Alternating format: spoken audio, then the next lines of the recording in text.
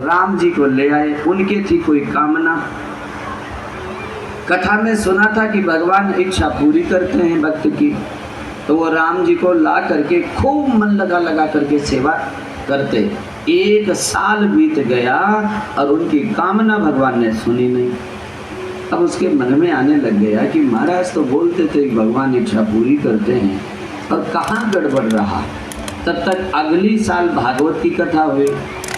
हाँ, तो भगत जी आकर भागवत सुना और उसको कृष्ण भगवान अच्छे लगने लगे। और कृष्ण भगवान अच्छे नहीं लगने लग गए, उसको ये लगा, कथाकार ने कहा कि राम जी तो मर्यादा पुरुषोत्तम हैं, वो थोड़ा मर्यादा का ध्यान रखते हैं, और जो कन्हैया हैं ये बड़े नटखट हैं और छोटे हैं, जल्दी रीझ जाते हैं।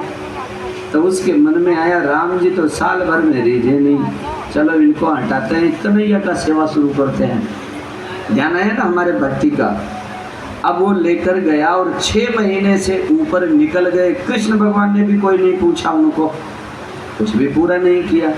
एक दिन बेचारा बड़ा दुखी होकर के मन में विचार करने लग गया।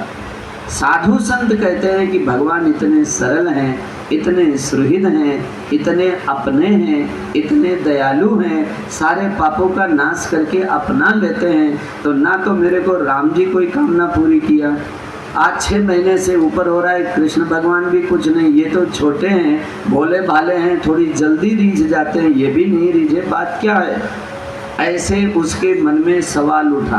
अब ध्यान देना, वो धीरे धीरे इस चिंतन में खोया और एकाएक क्या देखा, ओ अब समझ में आया कि भगवान कृष्ण मेरी कामना क्यों नहीं पूरी करते हैं। बोले क्यों?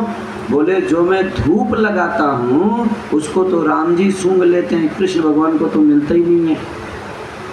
उसने क्या किया था, जब कन्हैया को लाए तो मेन आले में तो कन्हैया रख लिया और राम जी को ऊपर रख दिया आले में, ठीक है, क्योंकि अब इनकी तो जरूरत है नहीं, इनसे लेनी है जो लेनी है। अब वो जो धूप लगाता था उसका धुआं ऊपर जाता है। उनको लगा कि राम जी अगरबत्ती धूप बत्ती का धुआं सूंघ लेते हैं और लाला को मिलता नहीं, इसलिए वो मेरा काम करता नहीं है। ये बैठे बैठे उनके मन में भाव आया और भाव आते ही वो राम जी को डांटने लग गए। राम जी, जब आप हमारा कोई काम नहीं करते हो तो धूप क्यों सूंघते हो? हम कान्हा को लाए, इनको सूंघने दो। अब वो राम जी को समझावे लेकिन धुआं ऊपर ही जावे। समझ आ रहा है बात की नहीं? हाँ। और जब वो धुआं ऊपर जाना नहीं माना तो उनको लगा राम जी सूंघना नहीं माने, वो जाके उधर ही जाता। अब उसको आया गुस्सा, बोले हमारा काम तो आप करते नहीं हो और फ्री का धूप नहीं है, सूंघने नहीं दूंगा मैं।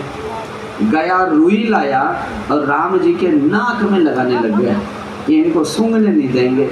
और जैसे वो रुई नाक के अंदर डाले और जोर से भगवान राम को सच्ची में छींका गया और छींक होकर के घबरा के प्रकट हुए।